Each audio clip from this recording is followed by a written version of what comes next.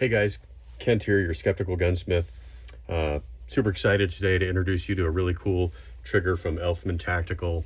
It's their Apex competition drop safe drop-in trigger, and they've a lot of innovative features here that we're going to go through.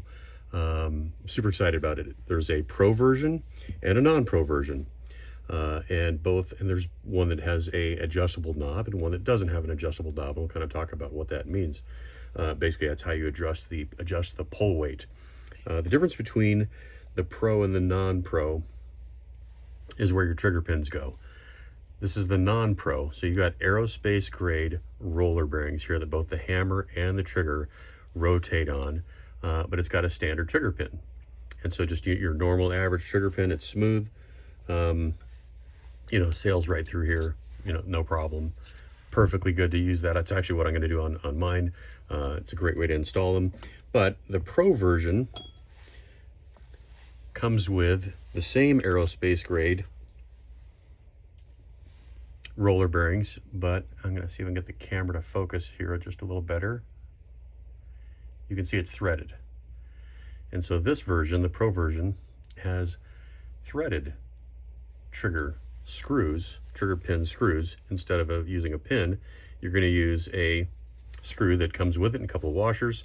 Cool thing is, this one is not your average tiny little, trigger pin screw. This is a legit, probably an 1/8 inch screw that's going to keep your competition trigger in place. So it's a really great way of installing it.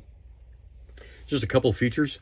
Your normal AR-15 trigger, it looks like this, right? This is a good cutaway. We can kind of see how it works, right? You've got the hammer, the disconnector, the trigger. You've got hammer spring, trigger spring, and a disconnector spring. Pretty standard fare, right? Hammer, trigger, disconnector, springs, right? The sear engagement is not where you think it is, or not where most people think it is, but it's right here, right? So when it's in the gun, you're not able to adjust it, see it, do anything with it at all. It is what it is. Whatever it came from the factory with, that's what you get. That's your sear engagement right here at the bottom of the hammer and the front of the trigger. Okay? Now, with the Elftmann Apex, he moved that. Your actual sear engagement is right here. That's your sear engagement. You can see it when it's in the gun, and you can completely adjust it. And there's a couple of ways it can be adjusted. This adjustment screw right here can adjust the trigger pull weight from about 2 3/4 pounds up to about 5.5 pounds. With the addition of this screw, if you wanted to replace that screw right there with this, spring. If you wanted to replace this spring right here with this spring that it comes with, you can actually increase the weight up to about 7 pounds for, some kind of law enforcement activity. If you wanted it to be heavier, that's cool. Most people don't want that. So it comes with the factory installed spring. You can adjust with this screw right here from 2 3/4 up to about 5 pounds. So that's adjustment number 1. And then you're going to see right here is adjustment number 2. And that is a secondary, it's a little Allen key right there. And that is going to actually adjust your creep. So you can fully adjust, get the right Allen key here, and you're going to see how it works. We're going to do this out of the gun. Did I grab the right one? I might not have. I did. Okay, so this is probably the coolest part of the trigger. Adjustment for weight. That's your pull weight, 2 3/4 up to about 5.25 pounds. This screw right here keeps it from rotating. It keeps it in place, very strong. So once your adjustment is done, you don't have to worry about it. If this falls out completely, if this screw falls out completely, you're still at 2 3/4 pounds. It's a fail-safe. Both of these screws can fall out. If they both fall out, it's the heaviest, it's the 2 3/4 pound pull weight and the most significant sear engagement. And I'm going to show you how that works. And we're going to watch right here, this little area right here. Your sear engagement, of course I drop it. It's awesome. is adjustable. And right now, as I rotate this, my little Allen key is not doing a great job for us today. Hard to do this two-handed for the camera. So there you go. If it's screwed out, it's a complete sear engagement. You see that right there? Complete sear engagement. Now if you screw it in, you can adjust that. If I can get my Allen key to work well, there we go. It's hard to do it in front of the camera at this weird angle. There you go. You can see it walking out. And so as you thread that little Allen screw in, you're decreasing this, you're opening up this space and decreasing the engagement. And you can go all the way.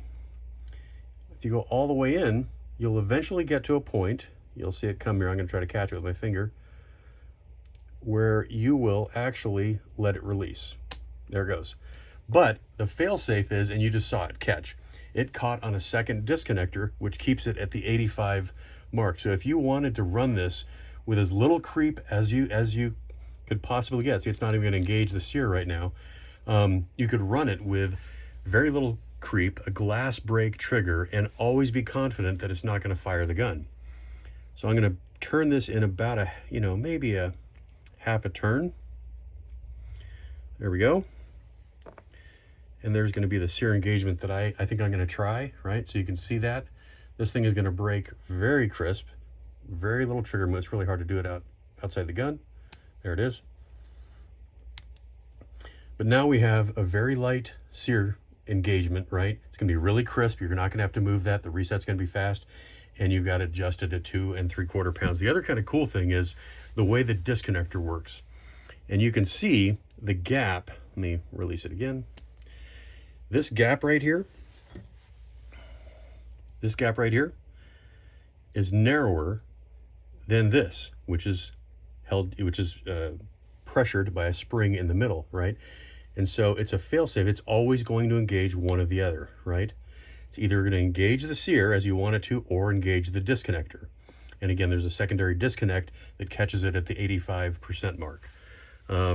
Just a couple cool features of this trigger. Let's go ahead and get her installed. Installs pretty much like a normal trigger would. Drop-in trigger, that is. I'm putting this in a DPMS Panther AR-15 that I've had this gun forever. It's been kind of my test bed. First thing we're going to do is put this little plate in there, because in addition to your trigger pins, there are a couple of set screws here that we're going to wind down. You just want to make sure that they're flat upon install. That one's actually kicking up just a little bit.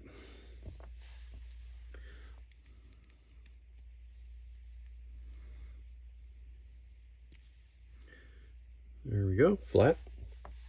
All right, so first thing that goes in is this little plate with the wide end, this end forward. We're gonna kind of drop that in. You see how it fits. Just lays right in there, no problem. Next, we're gonna go and put the trigger in.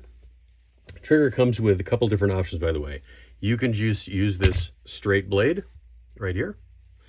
You can use a curved trigger shoe that it comes with, or you can use, and that's adjustable, or you can use a straight trigger shoe.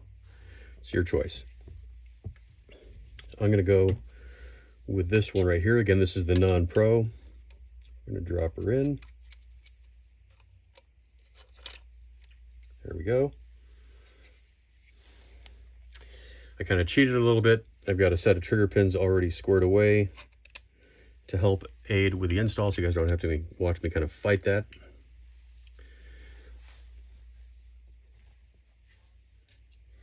Just gonna put these on real quick.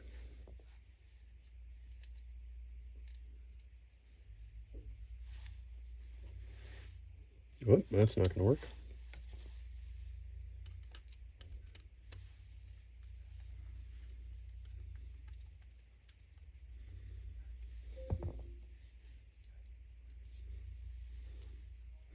God, I've probably had this gun for 25 plus years. And it's kind of my test bed. I throw a lot of different things at it. There's some Strike Industries stuff on here that I really like. Those guys do a great job. So I'm really excited to get this trigger. Oh, come on, baby. Didn't quite get that lined up.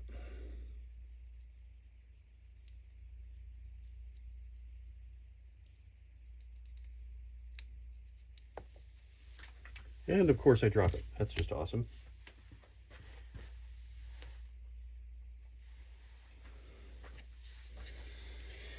That only happens about 12 times a day. But luckily I found that one fairly quickly. Get her started.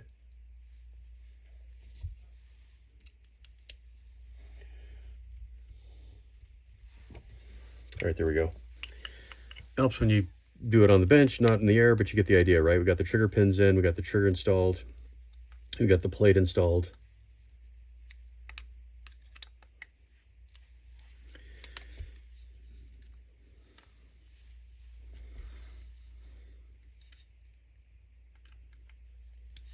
All right, that is very basically installed. I am now going to get these two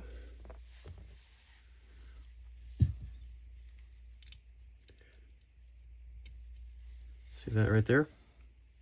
That is a little set screw that it provides a little tension to the bottom of the receiver on the inside. That's why I put that little metal plate in there. That's going to protect the aluminum in the receiver. Just another little fail safe. Okay. Those are both snug. Need to get our selector in there. There we go. Selector is in, right? Trigger's in. I like what we have going on there.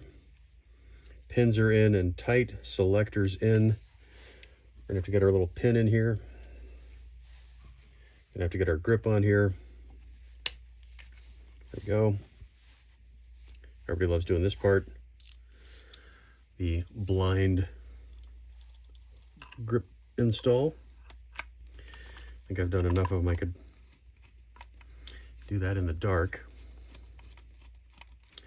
What I really want to get to here is we're going to do a little test on the pull weight.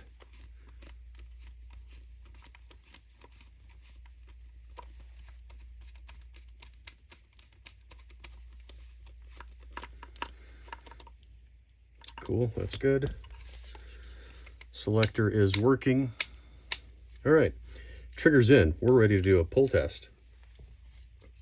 I'm going to put it on the upper. That way I can let the trigger of the hammer go.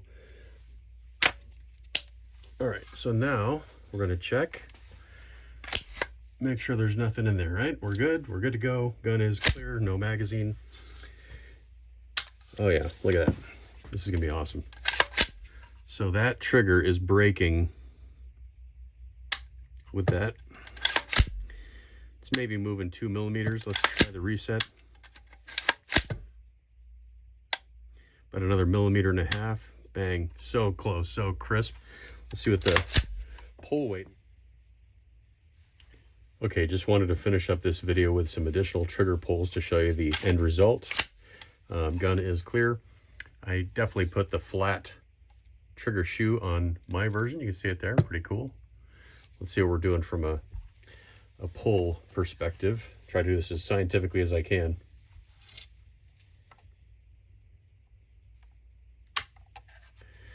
Two, 4. Back to 0.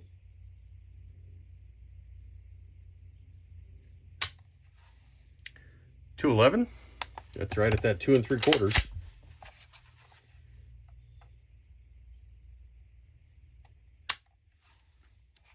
2.26. I may have to go up just a little bit, probably one more turn.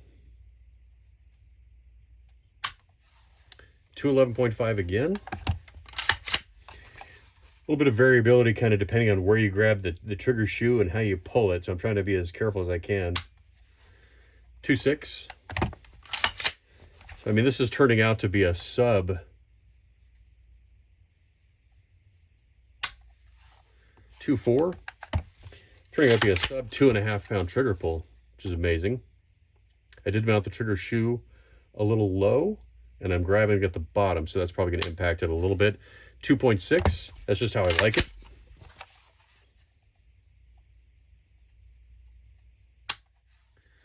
And 2.8, we'll kind of call it there. Great trigger, breaks really crisp. Really excited to get this one out there and try it. Reset is super short. Yeah, this is going to be fast. This thing's going to be lightning fast. Enjoy.